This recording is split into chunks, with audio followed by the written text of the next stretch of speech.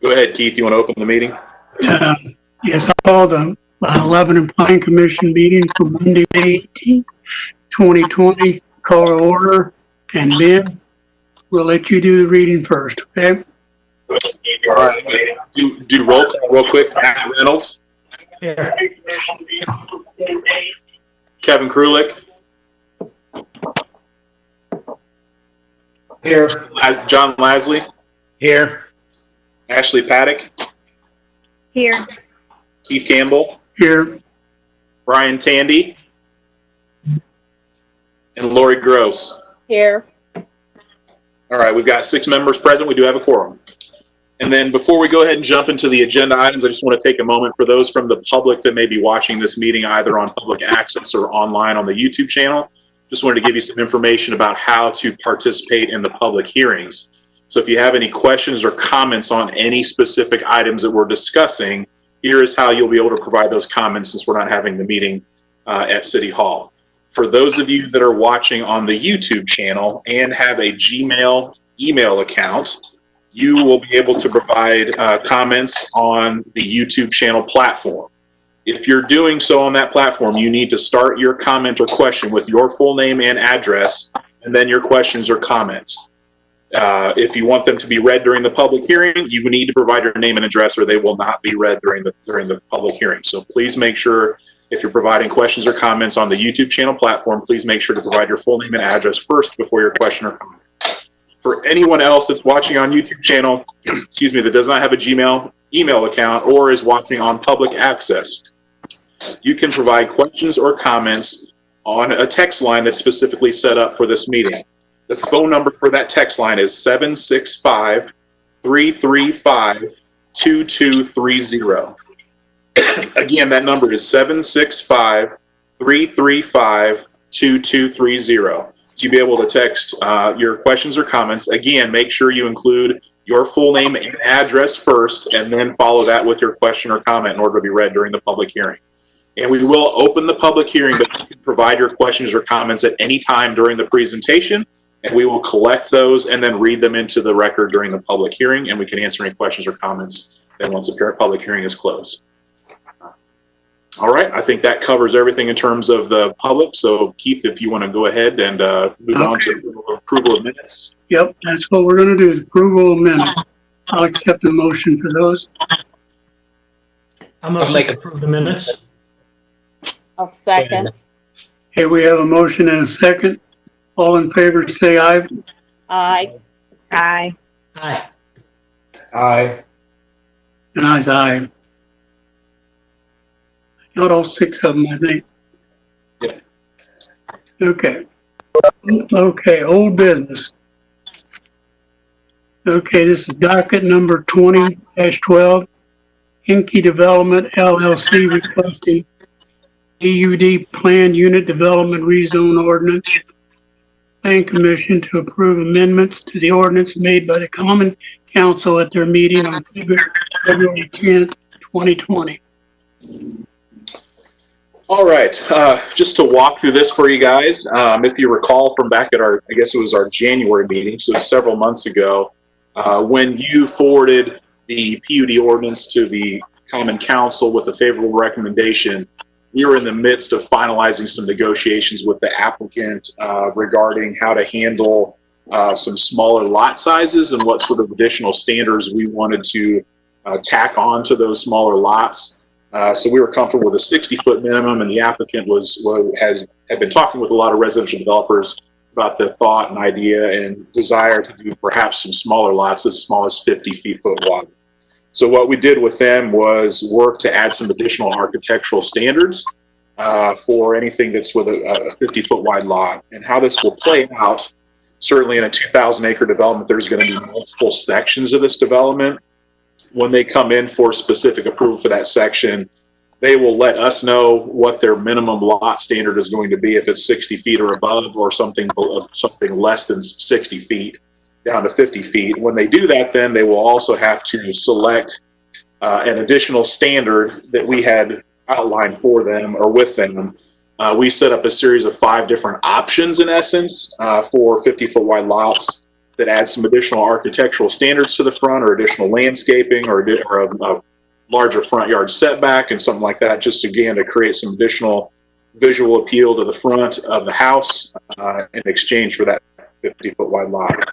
So in the information sent you, really we've created the minimum standard at 60 foot, and then there is a footnote that says that the lot width can be reduced down to a minimum of 50 feet, but then there's an additional section of standards that they would need to adhere to. And then we've got 5 different options. The first one, the way our ordinance is set up, there's a list of architectural features, probably about 15 or 20 of them. And the way our ordinance is set up, each house has to include at least 4 of those features on the home in order to meet our standards. So what we've done is we've kind of based it off of that list and then built from there. So the first option was that there would be 5 features total rather than 4. And 3 of those features must be derived from the front facade or on the front facade, with one of them being decorative garage doors or windows and garage doors. So we've added some additional architectural standards to the front that would be standard in our ordinance. Second one is 4 features total, with 1 being the decorative garage doors or windows, and then also increase the minimum front setback from 20 to 25 feet, and increase the front landscaping requirement to 2 street trees, 2 front yard trees, and 12 shrubs. So in that case, they would be increasing the front setback and landscaping. The third one is 4 features, with 1 being the decorative garage doors. And then also, in addition to those 4 features, it would include a front porch, a minimum 4 foot size. The next one then is the 4 features, with 1 being the direct decorative garage doors. In addition to that, all exterior siding that is not masonry would need to be fiber cement siding. So that was the addition in that option. And then the final one was the 4 features, with 1 being the decorative garage doors. In addition to those, all dwellings would have to include a first floor masonry wrap. So those are the additional items. If any section of the development, we're not going to do this lot by lot. That'd be too challenging to manage from an administrative perspective. As they come in each sections, they'll essentially choose their minimum lot standards. If they're below 60-foot wide lots, then they would have to choose one of these 5 options. Again, they're choosing 1 per section, not necessarily 1 per lot. So that was what was negotiated with the applicant and presented to the council. And the council did accept those changes to the ordinance and then adopted that ordinance. Procedurally then, if the council makes amendments to the ordinance after the Plan Commission has reviewed and forwarded it, those amendments after adoption by the council need to come back to the Plan Commission for affirmation. So essentially now tonight we're asking for the Plan Commission to affirm the changes made by the council to the ordinance. And so we recommended that the Plan Commission affirm those changes. I'd be happy to answer any questions. Okay, any of you have a question? Speak up. I do, Ben. In one of the proposed features, the increase of the minimum front setback to 25 feet. Can you please remind me, what was the original setback? Sure. The minimum setback in this PUD is 20 feet. So we're going to be increasing the front setback from 20 to 25, and in essence to make room for more landscaping.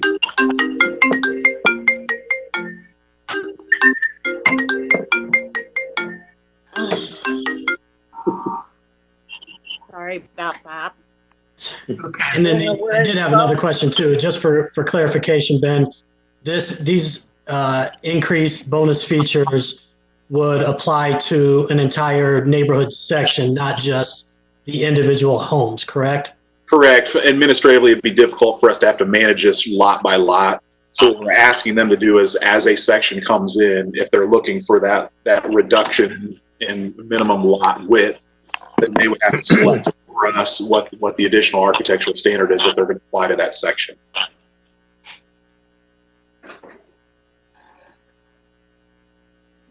And then maybe this question may be for the applicant, Mr. Hinkie, or his team. Are we anticipating seeing an abundance of these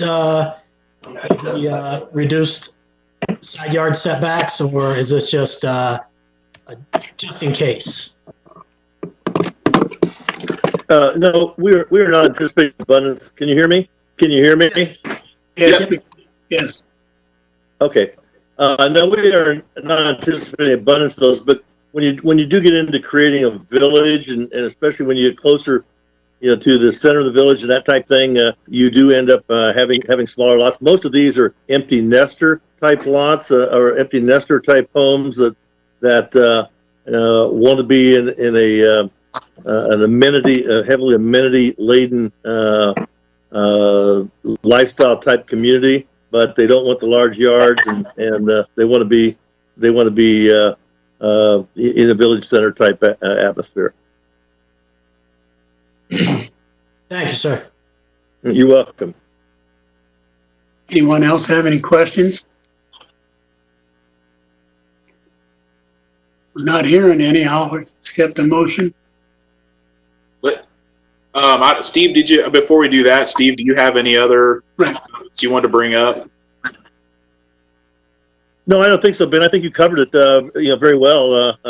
I think it was good to work all those things out, which we did after the Plan Commission meeting, and I think the City Council unanimously approved it. And so it's great working with you. It's great working with your staff. Great working with the city. We're just excited about this project. So we can't wait to get it all going once we get it all completed here in our zoning. And Keith, make sure before you ask for a motion, we do open the public hearing. Okay. Yeah. Open to the public hearing, and we'll get some people to respond. Okay. Joe, let us know if you've got any comments or questions that have popped up. Will do, Ben, and the rest of the members assembled. I'll let it kind of marinate a little bit. We have a backup delay on YouTube, but nothing so far on our text line. Yeah, Keith, let's just give it 20 or 30 seconds or so to see if any comments pop up.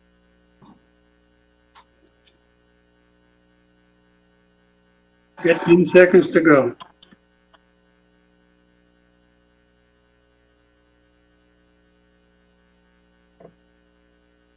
Not hearing anything, I'll close the public meeting.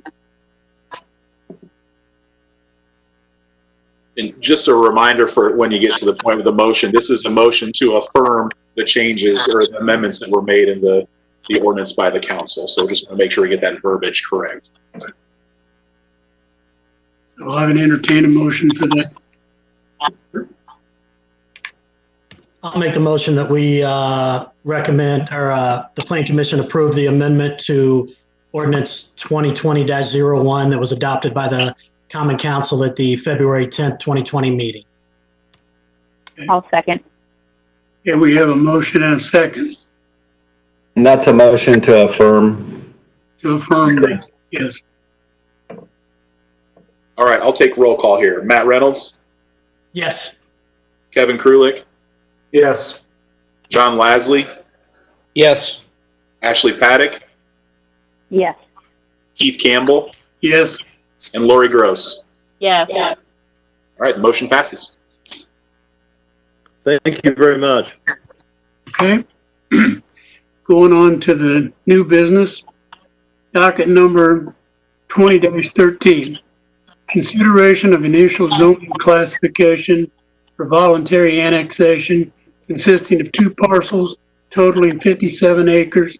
The parcels to be annexed are located generally at the northeast corner of State Road 39 and 300 North and are contiguous to the existing corporate limits along the south and east boundaries.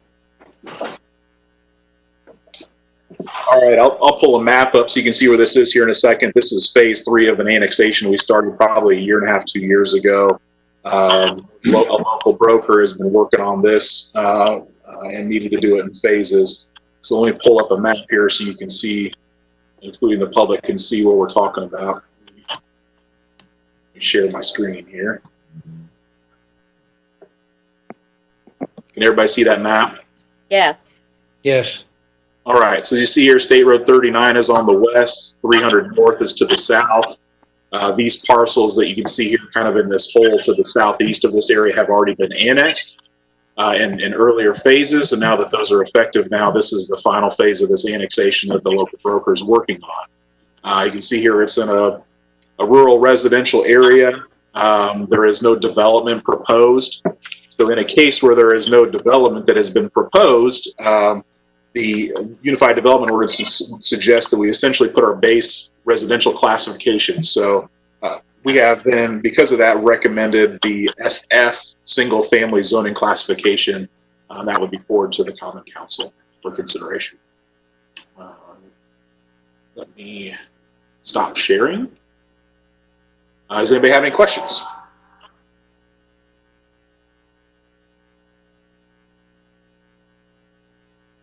Anybody got questions for Ben? Ben, on your map there, the property directly east between the proposed annexation area and Elm Swamp Road, is that currently annexed city property? Let me pull it back up here. So along here on 25 East. Correct, between 25 East and, I believe, is that Elm Swamp Road? I think Elm Swamp's further east. Okay. It's hard to see the map, at least it is on my end. Okay.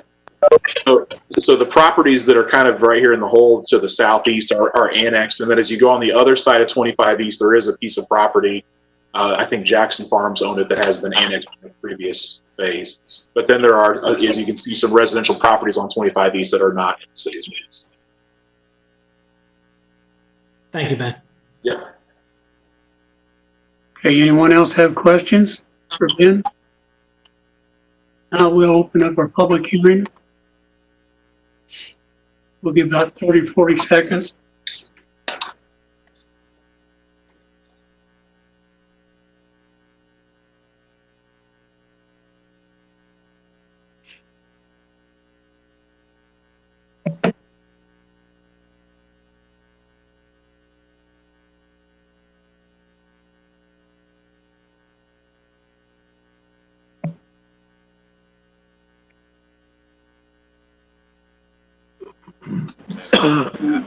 No, we haven't. Members of the commission, hang on one second, Mr. Campbell. Okay. Daniel is messaging on our YouTube channel.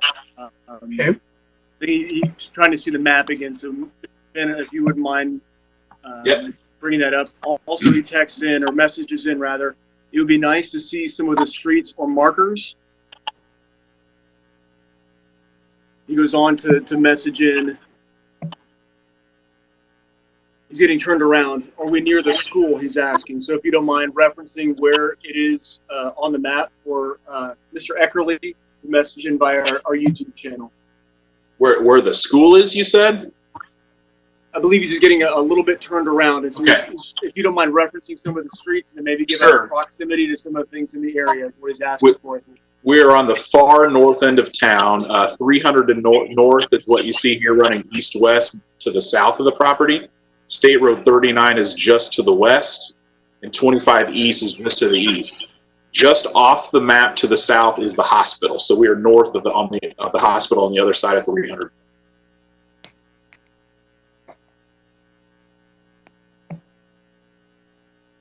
I mean, if Keith, if it's confused on the school, that's back on Elm Swamp Road. Yeah, we're not anywhere close to We're this. not close to the school. Hey, Ben, Yes. is it possible for you to point out where DeVal's is? Can you? He is. I believe he's right across 39, right here. Okay, I'm just trying to help the gentleman that's in case he may know where DeVal's is. That might give him a little better reference. It looks like to me it's north of kind of where Crane Nursery used to be. Correct? Is that the general area? Yes. Yes. Okay. Thank you. Is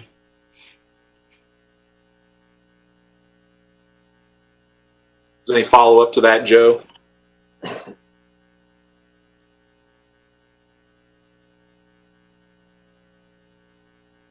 Forgive me, just giving a little while to catch up with our YouTube channel. I believe that satisfied the questions. Yes, thank you, everyone. Yep.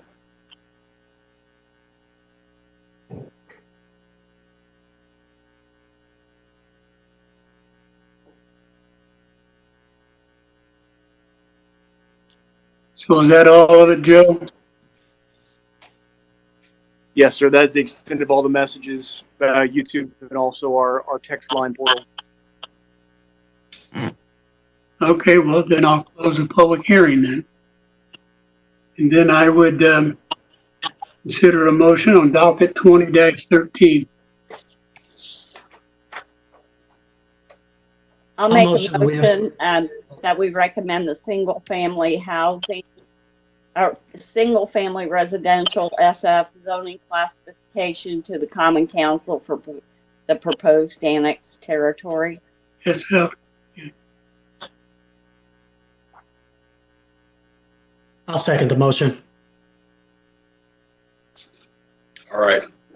I will take roll call here. Matt Reynolds, Yes. Kevin Krulik, Yes. John Lasley, Yes. Ashley Paddock, Yes. Keith Campbell, Yes. and Lori Gross. Yes. All right, motion passes 6-0. Okay. The third docket is docket 2018. Inky Development LLC requesting amendment to the Waterford PUD Land Unit Development Ordinance, conceptual plan and legal description to incorporate annexed properties. Hey, Ben? All right. If you recall, when this came through in January, we were doing two processes at the same time. The applicant was requesting the PUD rezone for any properties that were already within the city limits. They were also in the process of annexing the remaining properties so they would be part of the city. The way our jurisdiction works, we don't have jurisdiction outside of city limits, so we could only consider the PUD rezone for the properties within the city limits at the time.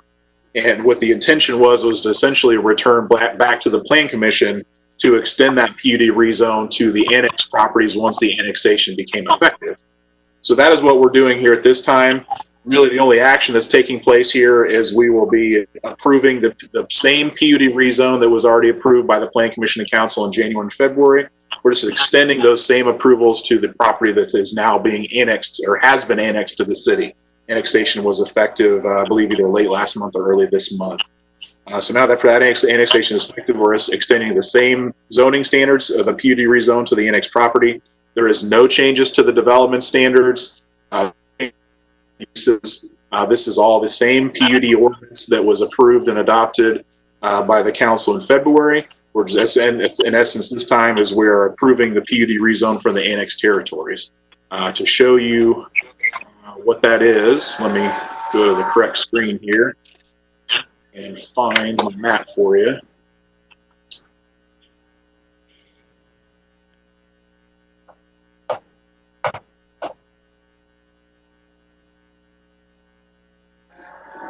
I'll pull this up first. Give me just a second while it's loading up.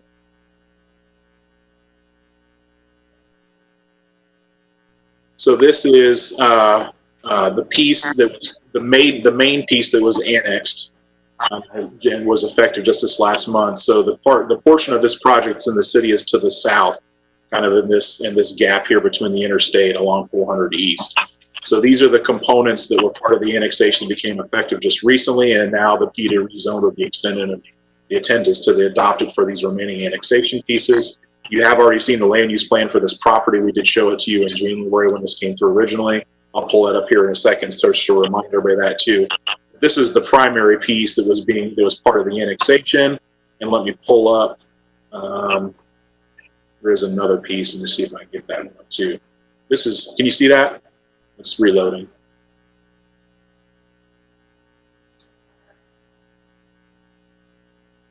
Is that showing up on everybody's screen now? Yeah. Yes. Okay. This is just a little bit further north. You can see here's Indianapolis Avenue and 100 South. The rest of the development is further to the south of this property. This piece right here, the Martin Farms, it's part of the development but was already annexed. So the PUD rezone is already applicable here. And this is just the final piece of that property that had needed to be annexed. So the annexation is now effective, and we'll be extending that same PUD rezone to this property as well. Now I'll pull up, and it'll take just a second to pull that over.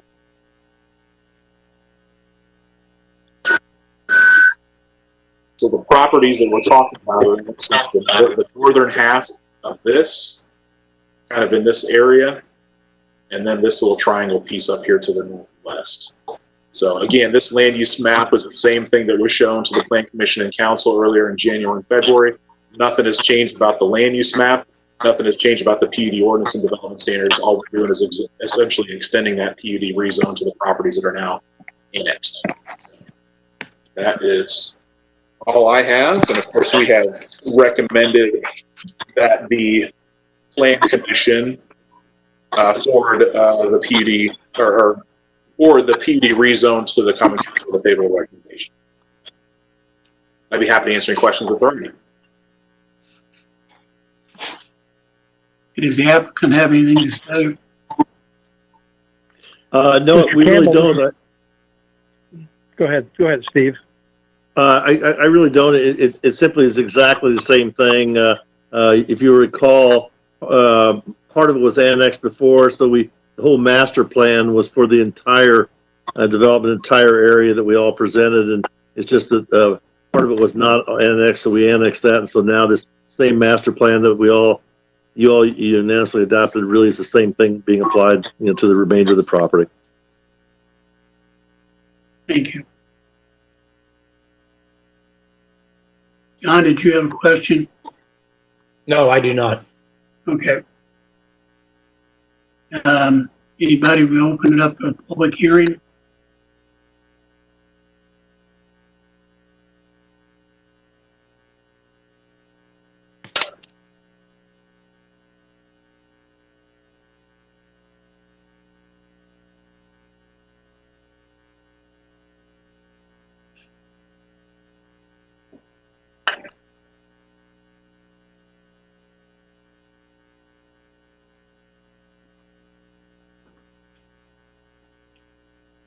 Joe, we have any activity?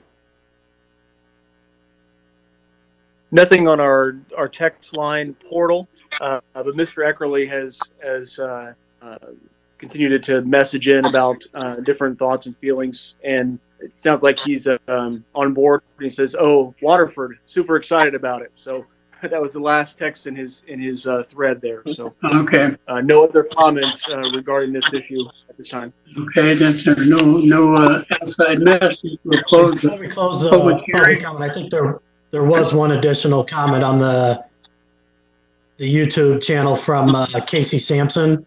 Joe, are you seeing that? I do see that. Casey's question, I believe, was the previous issue, but certainly willing to bring it up here as well. Does the annexation include or exclude 100 South? If so, is it both the north and south sides of the road or just the north?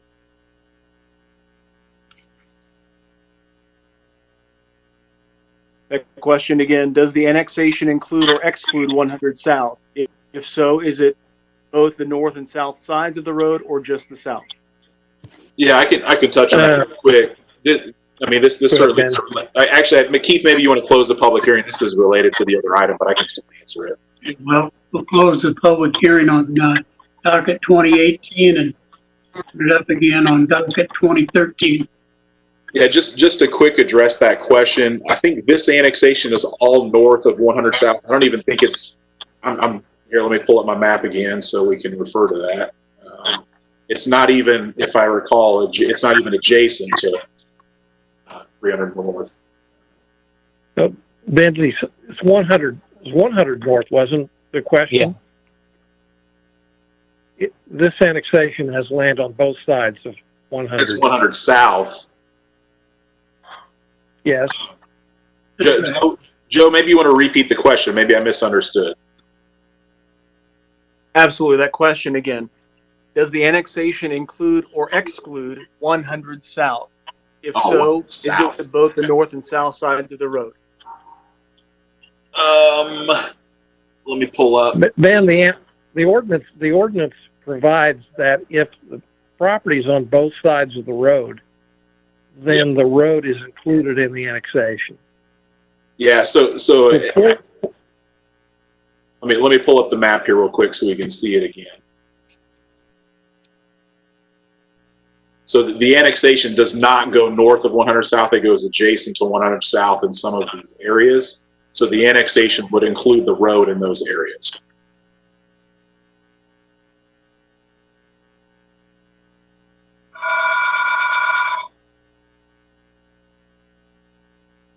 Yeah, just to repeat that, the annexation is south of 100 South, but because we're annexing adjacent to 100 South, we will take in the entire road in those sections.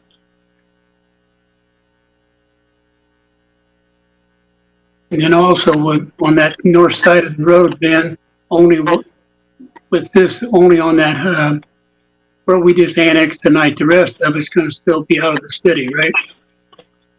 On the north side of the road? Or north 100 South. There is an annex. I know there's anything there except for that one. Yeah, there was one piece of property. That, pulling it up. yeah. Yeah, the triangle. Mm-hmm. Right. Yeah, anything outside, I don't know if you can see the blue line very well in what's showing up on your screen, but that represents the city limits. This will just be taking this triangle piece. Anything that's to the north and east of this property is still in the county. But the triangle piece will be in the city. The triangle piece is in the city. Yeah, it's already in the city. Okay. Yeah, it's effectively annexed at this point. Okay.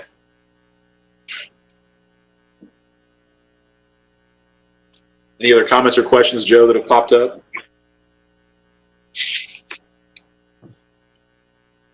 Again, I'll wait just a minute for the YouTube channel to populate, but nothing on our text line as of right now. So give it maybe 10, 15 seconds, and then I think we can proceed.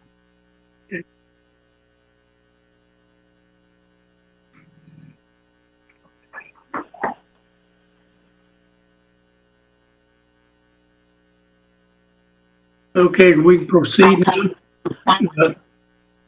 Ben, we're ready for the other business, correct? Yeah, if you want to close the public hearing, then we just, if there's any other comments from the commission, I can answer those, or we're looking for a recommendation at that point. Okay, we'll close the public hearing. Anybody have questions for Ben? No.